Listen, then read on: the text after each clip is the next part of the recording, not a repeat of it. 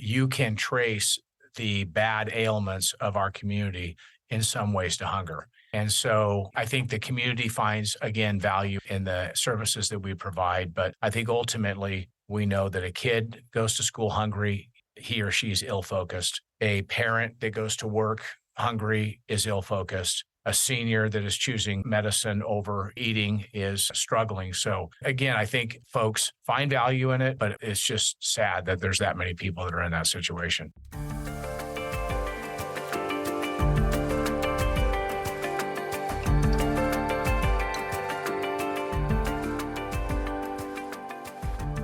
Welcome to the Nonprofit Podcast Network.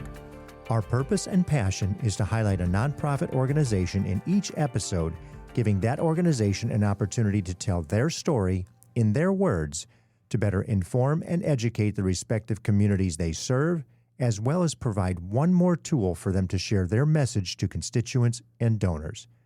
Hi, I'm Jeff Holden, Principal of Multipoint Content Strategies and Hear Me Now Studio. We provide this forum pro bono to help build stronger communities through shared voices and to both encourage and support the growth of local nonprofit organizations through podcasting. Food insecurity is a pressing issue in Sacramento County as a significant portion of our population grapples with limited access to nutritious and affordable food. Despite our agricultural abundance and farm-to-fork recognition, disparities in income, employment, and affordable housing have left many residents vulnerable to hunger. This problem has been exacerbated by the economic fallout from the COVID-19 pandemic, which has further strained the resources of already vulnerable households. The need to ensure that all residents have access to an adequate and reliable food supply has never been greater. Did you know that nearly 1 in 4 families experience food insecurity? The majority of those families have children at home.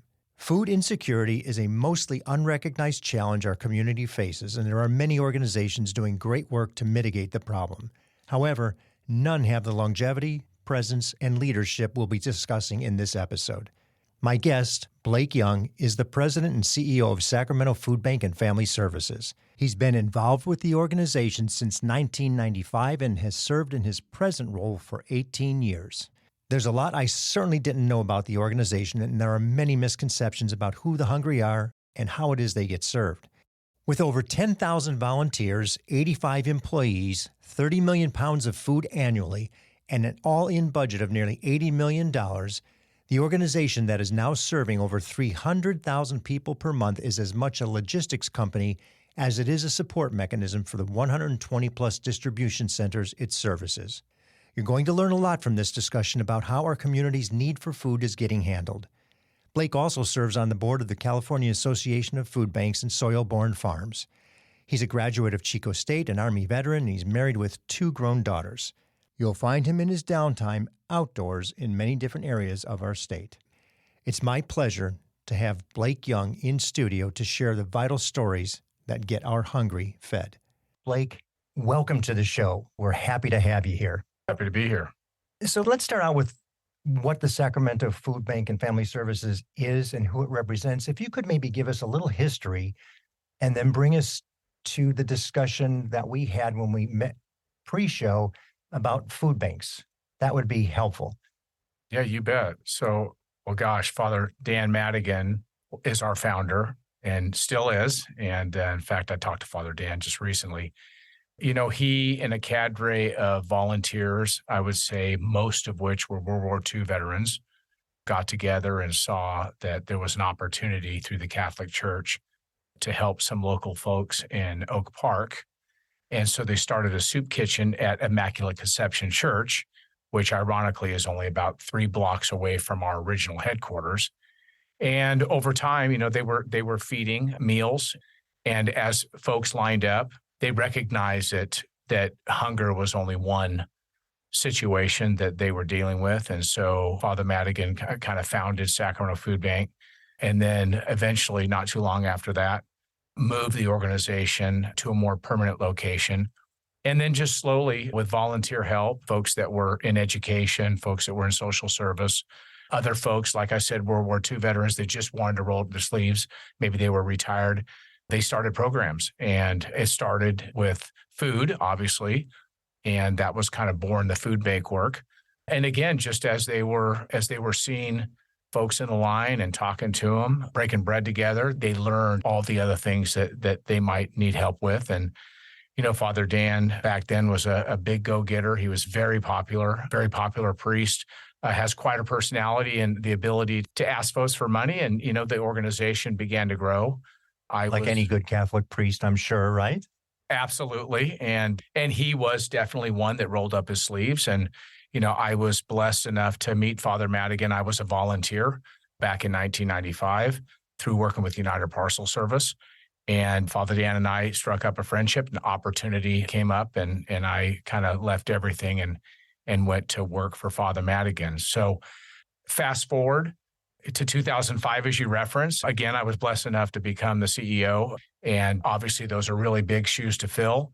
But we were lucky in the sense, and I say luck, because there's all kinds of things that occur to make an organization great and successful. But, mainly it was people. Our greatest thing that we had was the volunteers and the staff. They were super dedicated to the mission of helping folks. And, we were just very blessed with community support. We'll talk about the Run to Feed the Hungry, but the organization was ripe for growing and the need and demand was there and leadership was there. We had a wonderful board, a very dedicated board. And, every year I became CEO in 2005 and literally every year since then, we have grown. And, I think it's two sides of the coin. Unfortunately and sadly, the demand for our services has ballooned. We'll talk about post-COVID, and the community support for the organization also ballooned. And folks recognized on both ends that, one, there was great value in the services we provided, and the community recognized that and really supported it. So if you fast forward, like we talked about, to COVID, seniors were asked to shelter in place. That was the bulk of our volunteers. Mm-hmm. All of the agencies that we help manage and provide food to at the time was almost 200. Many of them had to close down their doors because, again, retirees are the bulk of the volunteer force. And so at the same time, we had less agencies to do the work. We had less volunteers to actually pack and work in the warehouse. The demand for our services doubled.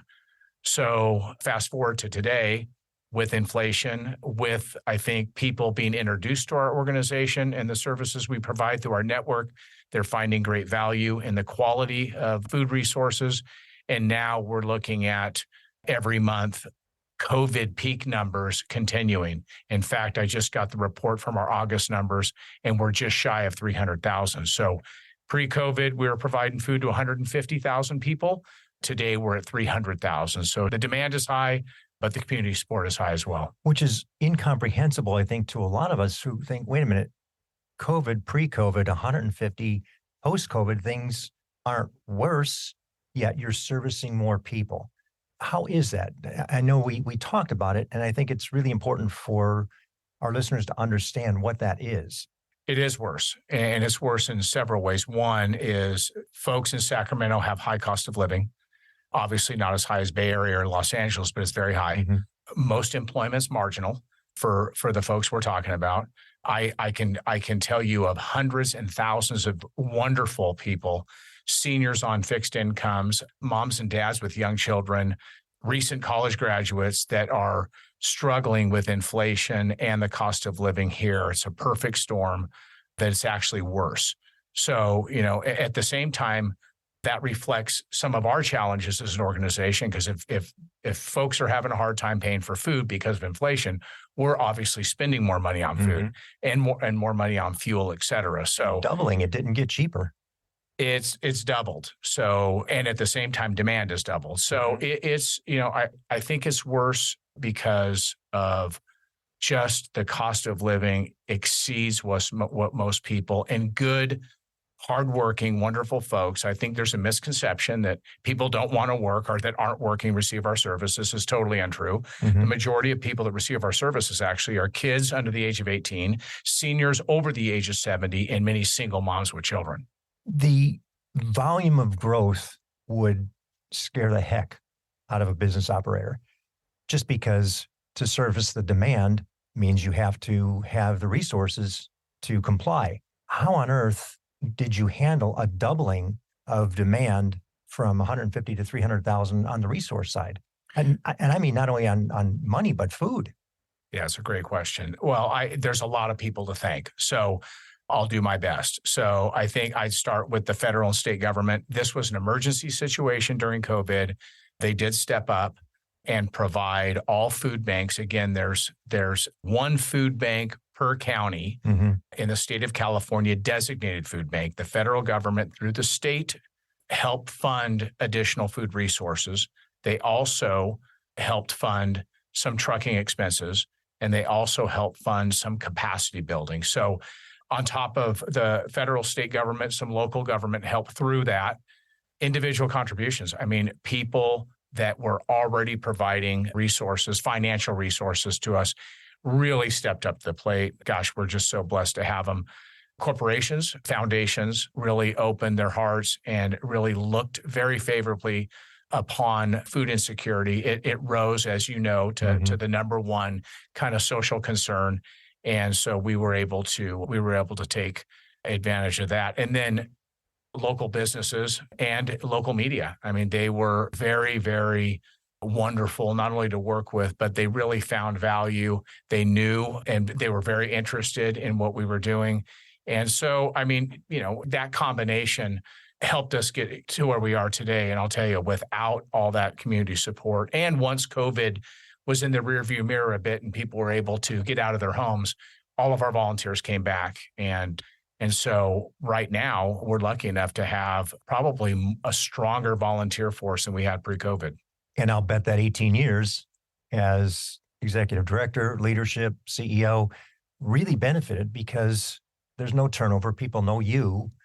They know the organization is stable. It's necessary. It's done a phenomenal job over the course of its exposure to the market, that everybody's comfortable saying, if I'm going to put my money someplace, I want to put it where it's going to do the most good from somebody we know who gets the good done. Yeah, I appreciate that. I mean, there is longevity at the board level, at the leadership level at Sacramento Food Bank and Family Services. I think the mission speaks highly to the people that work with us. We've had very little turnover in middle management and leadership. So, I mean, we're definitely blessed with that. But it comes with a lot of hard work. Yes. Yeah, absolutely. Yes. I think another misperception that people have, thank you for clarifying the food bank thing. There's only one of you in each county. But the other misperception is that you feed people. Indirectly, you feed people. You don't necessarily feed people through the food bank. It gets distributed how? Yeah, it's a great question. So you're talking about our structure. Yes. So this is the emergency food network structure. Every county in the state has one. In fact, most counties in the entire country have one because regional food banks have become the staple probably in the last 25 years. But how we work is Sacramento Food Bank and Family Services is the hunger relief leader in Sacramento County. And we have right now over 130 agencies that partner with us that feed directly folks that need food resources. So we buy, we store, we deliver all the food to the agencies so they can help the end user.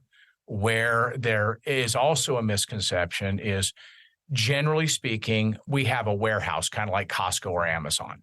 And our agencies can order online. We do the fulfillment. We make sure that we get the food to all of these agencies.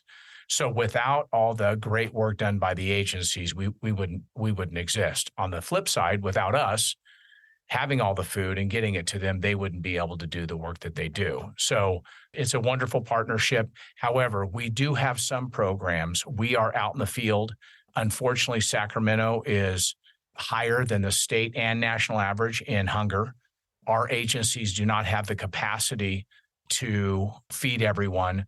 So as we evaluate the network's ability, as we bring in additional resources, currently we are going out in the field and feeding people from pop-ups, from parking lots, from churches, because there's so much pressure on the network. So our goal, and what food banks, true food banks do, is evaluate their business, evaluate the resources they have, evaluate the network that they were providing resources, and see if we can't strengthen the network in order for us to get out of the direct business. Mhm. Because really, most food banks are wholesalers. We're getting the food to the people. They get food to the people. So Correct. that's really how the structure works. Well, and to your point, I had the benefit and pleasure of walking through the warehouse, which I think you said is about 120,000 square feet. Mhm.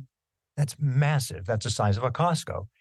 And it looked like an Amazon logistics center with the forklifts running and the pallets and neatly organized and just an unbelievable operation. I didn't realize you came from UPS. So logistics is in your blood, A little bit. which it has to be for what you've got going on. And seeing the operation is almost another awareness of the significance of what it is you provide. And we will have pictures up on the show notes page so people can actually see what it is you've got there, because it's an astounding structure. In terms of what's in there, what's in the structure, the way the food is packaged and sorted and stored. Can you tell us a little bit about what that is? Because I saw pallets of things wrapped and shrink wrapped, and I saw the volunteers packing carrots. Yeah. All sorts of things. Can you share a little bit more about what happens in the warehouse before it gets distributed to the food shelters or to the community? You bet. I think another misconception is we deal in all donated food. Food banks could not survive in all donated food. Yeah. So we purchase quite a bit of food. So we, generally speaking, deal in semi-truckload. We are ordering and purchasing. 40% of all the food that we distribute is fresh fruits and vegetables. So that alone creates its own challenge because it requires a lot of cold storage. So when you walk through our warehouse, you saw that we have massive cold storage capability. The demand has necessitated, and the ongoing desire to increase the amount of nutritious food, fresh food, is requiring a lot more cold storage. So when you walk through, you saw we're preparing to triple our cold storage capability because the demand's high. We want our nutritional value to be high. A lot of people that are asking for help want to cook their food. That's another misconception. They want to open a bag of Doritos and eat it. That's not true. The majority of people actually want to cook. They want to scratch cook. And so fruits and vegetables the demand for those are very, very high. But what you'll see is, so we deal in truckload.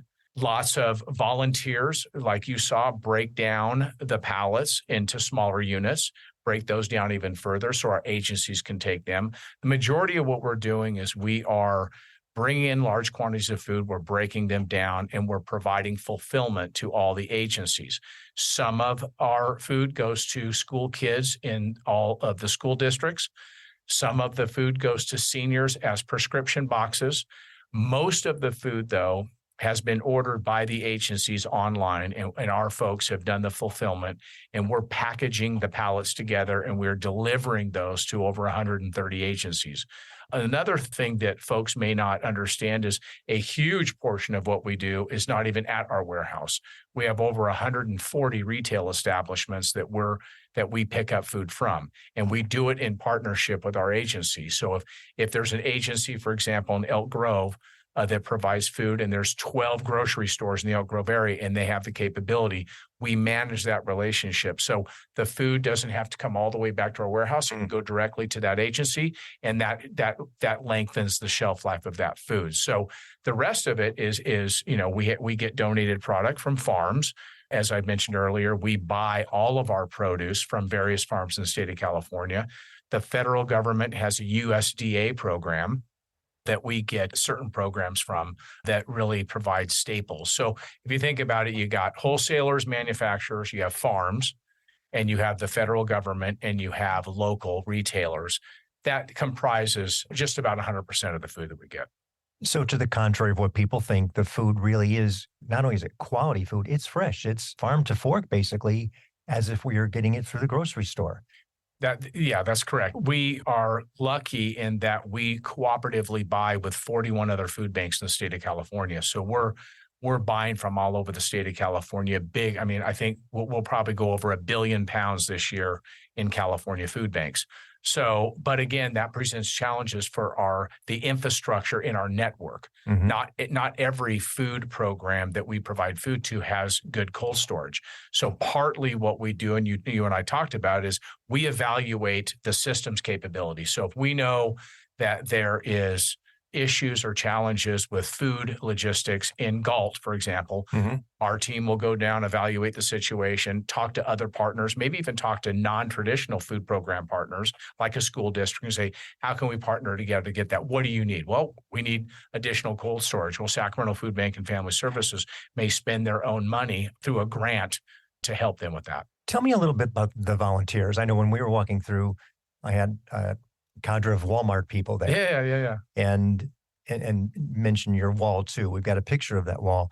But who is it that actually comes in and volunteers? You mentioned the seniors are probably the most prolific. Yep. But it appears that you've got these corporate volunteers and all sorts of different ways that people come in to support the food bank.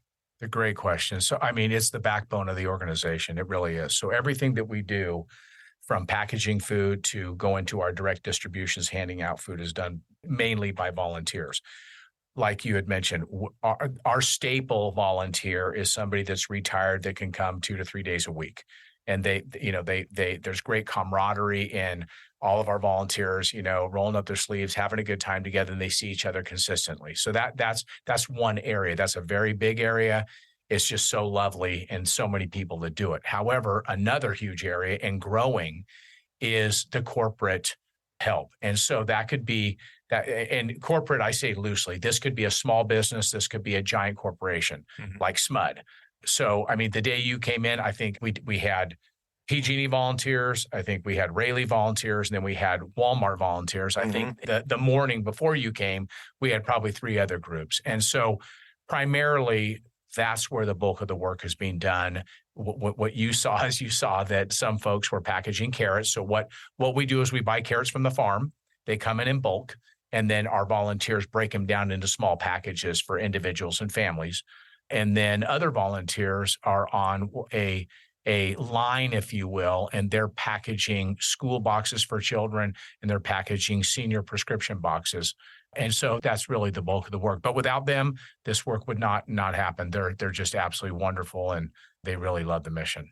So 2 comments on that. First of all, I've never seen such a mound of orange. Yeah. With people just digging into it. And I'm sure it's somewhat gauged in terms of what they put into the packages. Yeah. I've never seen that many carrots. So it's just a visual to see on a pallet, all these carrots going into the bags. But the other question I really wanted to ask was, how many employees versus how many volunteers do you have? Great question. So this year we'll have over 10,000 volunteers. Oh my gosh. And we have 85 staff, some of which are in the field all the time, evaluating our network partners and seeing how we can help there, going through community meetings and trying to, again, strengthen the network. And then we have all of our operations and programs back at home. So, I mean, again, 85 staff and over 10,000 volunteers. What's amazing about that too is those 10,000 people that come through the warehouse or wherever they participate, then share the experience, furthering the awareness of the organization. Not to mention the other things that you do that keep you front and center in the community. That's just it's an astounding number. And for the benefit of a slide that I will have in the show notes, you've got this wall. Tell me about that wall, because I thought that was really telling, and it just shows the community support you've got. Yeah, so we have a wall of fame, if you will. It's really our volunteer groups, whether they're schools, whether they're corporations, whether they're small businesses that come. And once they earn or once they volunteered a certain amount of hours, we take their shirt and we frame it and we put it on the wall. And, they seem to like it. It's a great talking piece for folks that are considering getting involved with the organization. You look at that wall and you think we must be doing something right, because people like to come back. They find value in the volunteer work. And it just makes you feel good. It's a great piece to talk about. Well, it made me feel good looking at it, because I recognize so many of the names of community leadership organizations that you see do a lot for what makes up Sacramento. Yeah. And I think it's a big statement that they're involved in a variety of different ways giving back. And that's giving back from the employee level, not at the corporate level and the philanthropic level, but from, the rank and file employees who say, hey, we want to participate too. We want to give back some of that time to the community, which is a testament to, again, to the leadership of those organizations. We talked a little bit about that distribution of messaging and the awareness of what the Sacramento Food Bank and Family Services is. Let's shift gears a little bit now. And you have a fundraising mechanism. What are the outlets that you utilize short of grants and federal funding to provide the necessary revenue to run this thing? Well, first and foremost, it's individual contributions and family contributions. I mean, that's the biggie. And believe it or not, that's the bulk of the revenue through all food banks in the country. I'm amazed that it comes that much from the community. It does. And you said something earlier that was right on. People that come to volunteer go and tell their friends they had a good experience. We hope they do. And we try really hard to ensure that they do. They come back. I feel that once you can read about Sacramento Food Bank and Family Services, but if you've taken the time to either see what we're doing on the ground, or if you've participated in some sort of volunteer opportunity, I think you end up becoming a financial contributor. And at the end of the day, as simple as I can make it, we are funded by average people that have somebody at arm's length that have experienced hunger if they haven't experienced hunger. Mm-hmm. And these aren't monstrosity gifts. These are people that give $10, $20, $50 a month.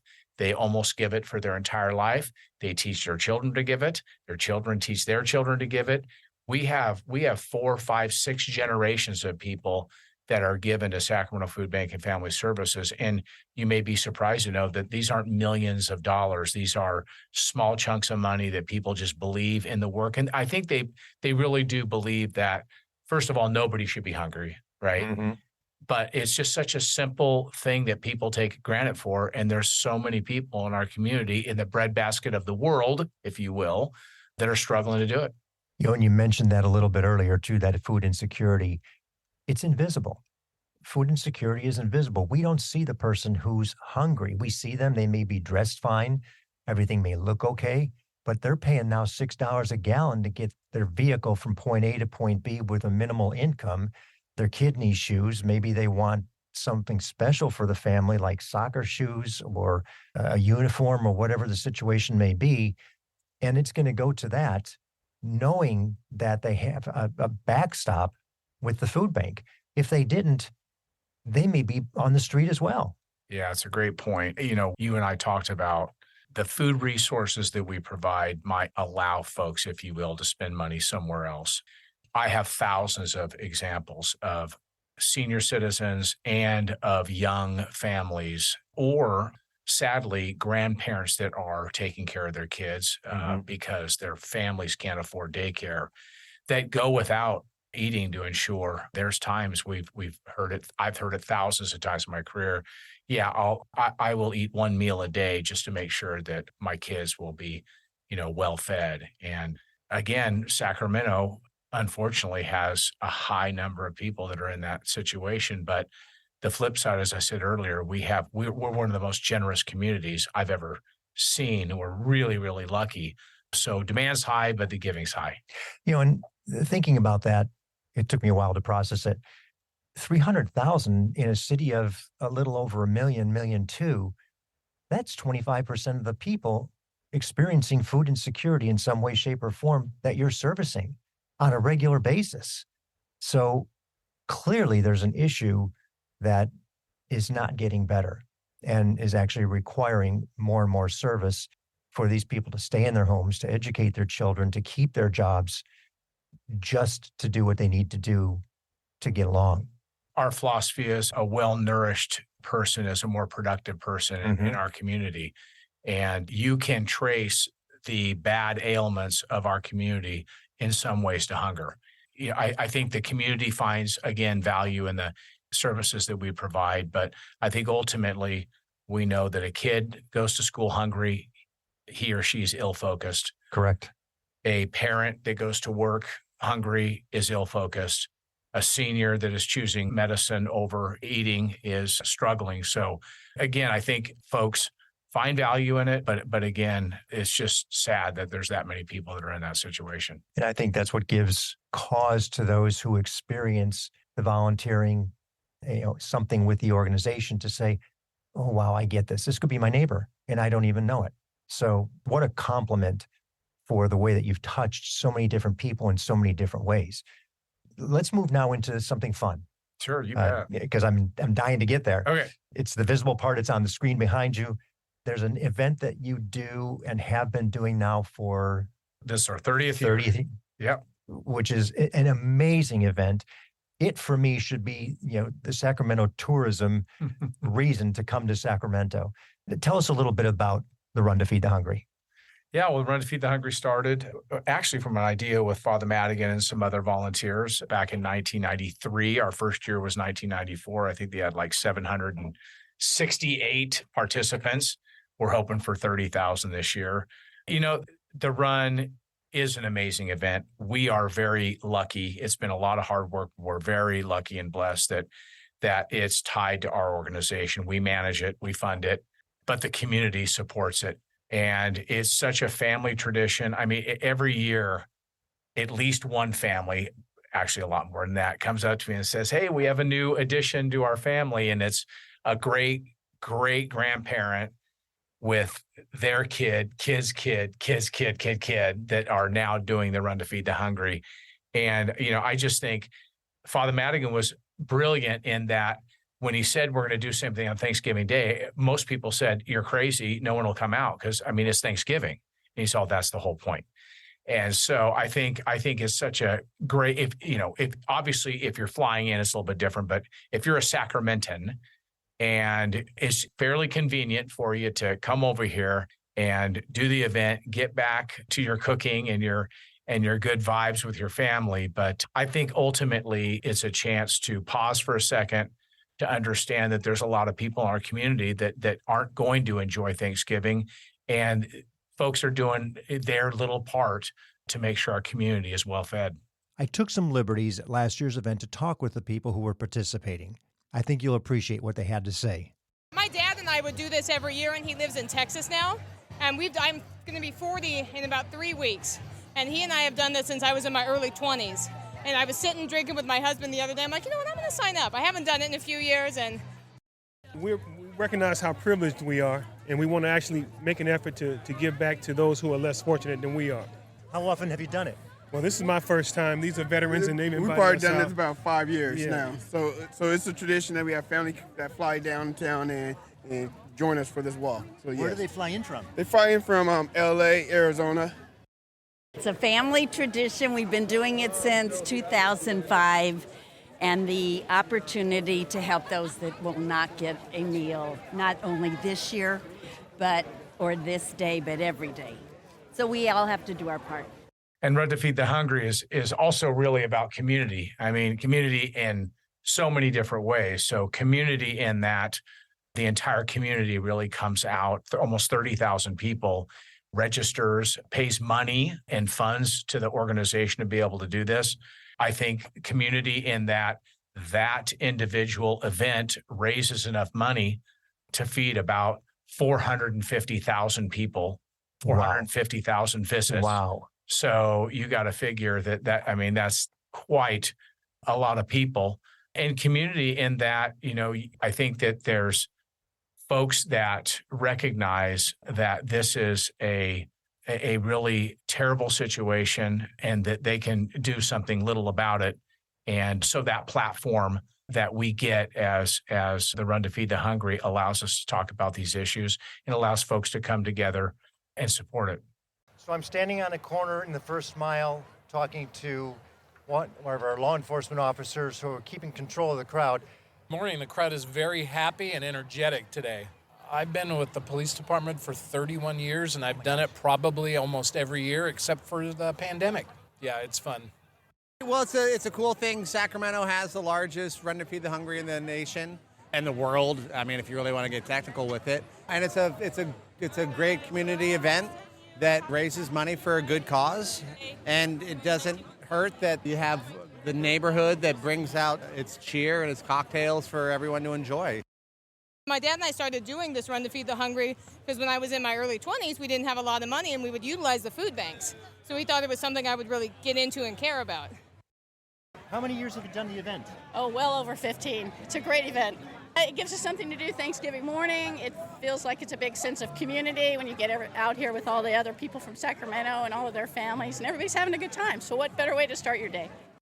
So another great thing about the Run to Feed the Hungry is tradition. I could speak all day long about the tradition of the event, but you have businesses that years ago developed a team just as a camaraderie piece, and they're doing it now every year. We're printing their name on their shirt, and they're really enjoying that. We have family tradition, and we have neighborhood traditions now. So we actually have teams in the Run to Feed the Hungry that have one street block that they all join together, one neighborhood that is joined together with various last names. Tradition in that we have, folks that actually fly in now from all over the United States to visit their family on that weekend so they can go to the event. So, year over year, that is growing. I have to believe that those three things that we talked about are why the Run to Feed the Hungry is so successful. Well, I didn't have time to do my feathers, and it's early in the morning. So what you're missing without the visual is that I'm wearing a crocheted turkey cap, and the turkey's feathers are in hair rollers. So it's early, it's cold, it's the best I could do. So the Sabas have lived in this house for more than a decade. And we're sort of passive recreationists, right? We're not interested in running a 10K, but we're very supportive of everybody that wants to do it. So the company is Dr. Greenhouse. We're HVAC consultants here in Sacramento. And this is our company fundraiser event for the year. So we put together a team.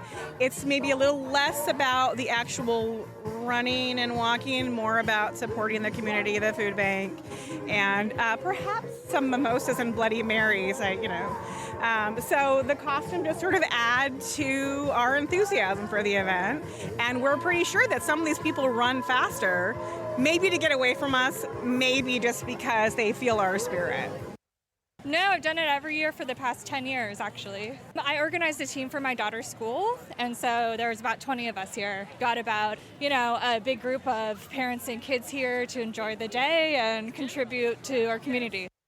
This is my 19th, 20th year. I think something like that, here yeah. In the crib. I do it because we come out with our family friend group, which is them, these people. That's why we're all here. I don't know. It's our time to all spend together and see each other. The thing that I wanted to share, I'm so excited, just wanting to chime in on this, is because we've done the run with all our kids several times. Just depends on who's where, if anybody's in town or how they're in town. We have one resident who's been doing it now probably 5 or 6 years in a row since he's been here. And it's an amazing experience. It's an amazing experience just as a general participant. And I think I've done it about 15 times. As some of you know, I used to run a group of radio stations here, and I know we supported the run. And the years that we were there, it was like, can we beat the year prior? Can we beat the year prior? Will this be a record? And many of the times it was. And if I'm not mistaken, just last year set another record, 30,000. 29.6. Okay. So we're almost there. I knew it was really, really close because I remember everybody talking about it. And it's just such an incredible experience to see that many people, some in costume. Everybody is having a great time. There's nothing negative about it unless you wanted to win and you came in second, third, or fourth, which there is a competitive element to it in the run as well. Both the 5K and the 10K. So, and the times are incredible that some of our runners are producing. Oh, absolutely. For these 5 and 10K runs. In terms of the Run to Feed the Hungry itself, is there anything that you've seen over the course of your 18 years there in leading the organization that's like it anywhere in the country? There are a few. I would say that the neighborhood and the weather isn't comparable. There's a few big ones, and if I remember right, there may be one in Texas and one in New York. Oh, not Texas, please. Yeah, but it's definitely the largest. I think we are meaning ours. Ours. Yes. I think we're blessed with what a beautiful community that we're running through with all the lovely trees and the colors, but the weather. I mean, gosh, I've been involved in the run since 1996, so 2 years after it started, and it's really only rained on us a couple times. I mean, literally, and it's only rained on us once when the gun went off. So I mean, I've been there on those rainy ones. Okay. So when we've been there setting up at early in the morning, but yeah, I don't think there's anywhere like it. And for a combination, and like you said, the stories I could tell you of little happenings that happened during that day are pretty heartwarming. And there's, like you said, there's just a lot of people there having a good time, but it's just the right vibe. It's absolutely perfect. And it's a great way to start the day because you're going to eat like a pig by the time you get home. So a great way is to burn off some calories so you can absorb more at Thanksgiving dinner. You bet. Blake, this has just been an incredible discussion, educational, inspirational, exciting, motivational. If you wanted to leave the listener with something, what might you say is the most significant thing that you want people to know about Sacramento Food Bank and Family Services? Well, you already said it, that hunger is a silent ailment, and people, for the most part, don't know their neighbors are hungry. And I think folks would be surprised to find out how many people, good, wonderful people, that are struggling. And it's prevalent in our community, unfortunately. But we have a lot of children, we have a lot of seniors, we have a lot of young parents that are trying to make it, that are really struggling with hunger. And it's so unfortunate. It's such a basic need. But on the flip side, folks can be ensured that Sacramento Food Bank and Family Services is fighting every day to combat that. We know we're probably not going to end it, but we combat it every day. We feel like through the evaluation and through the strategic plan work that we do, that we're getting better at what we do. And I think folks can find value in that. And we could not do the work that we do without the folks that provide financial resources. We also couldn't do the work that we do without our corporate partners and our volunteers. So, for me, it's just really showing how grateful we are to the community and just know that we are good stewards with your resources. 2 other questions. If somebody wants to participate, whether that be volunteering or donating, how do they go about doing that? Really simple. Website, sacramentofoodbank.org. If you're interested in the Run to Feed the Hungry, runtoFeedTheHungry.com, or our website is the easiest way. We try to make it as easy as possible. And believe me, for every dollar you donate, we can produce 5 meals. It's quite a return on community investment. I'm hoping we can get this to our Metro Chamber friends, to our Greater Sacramento Economic Council friends, because I think it really screams volumes about what Sacramento does for those in need. Not only the way that they support you, but the way that they come out for the Run to Feed the Hungry as a point of recognition, contribution, support, whatever the cause is. It's always something bigger than just burning calories. And it wouldn't grow if it was. Right. That's just an amazing feat. Congratulations for all that you're doing, for the people that you're feeding. And let's hope for that 30,000 this year at the Run to Feed the Hungry, which is on Thanksgiving Day morning. You bet. Coming up. You bet. And I also encourage folks to come visit us, come see what we're doing. Blake, you're making Sacramento a better place. I appreciate it. Well, thank you so much. All right. Happy Thanksgiving, folks. We may have broken a record today. 2017 was the record. They had like 29,700 and change. And according to Blake, we could get there.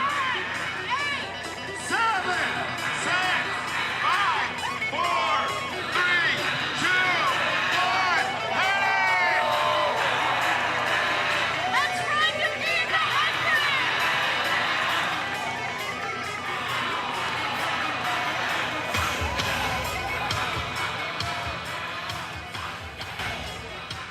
We have beautiful tutus with turkeys on them. We have turkey leggings. We have headpieces. We have beanies, and we have turkey glasses. I think the theme would be like our friend's hat here says, "Run now, gobble later." That's the theme. There you go. Also, we really feel like the tutus add just kind of an aerodynamic to us. Like we're going to get there faster with these tutus. So, yeah. Are you going to do the 5K or 10K? 20K. 15, we're doing them both. Yes. All of it. All the Ks. We're doing them all. We are here to enjoy and support the Feed the Hungry people. And I see you're wearing a Sac State jersey? Yes, I'm a graduate from Sac State and proud of it.